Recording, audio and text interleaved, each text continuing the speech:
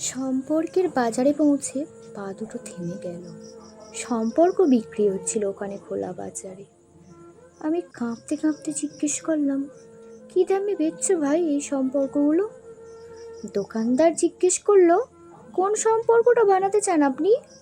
ছেলের না বাবার, বোনের না ভাইয়ের?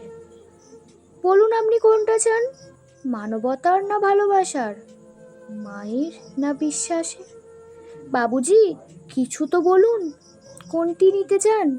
চুপচাপ দাঁড়িয়ে কেন, ঠিক ভেবে বলুন। ভয়ে ভয়ে বললাম, বন্ধুর। দোকানদার ভিজে চোখে বলল, দুনিয়াটা এই সম্পর্কেই তো টিকে আছে।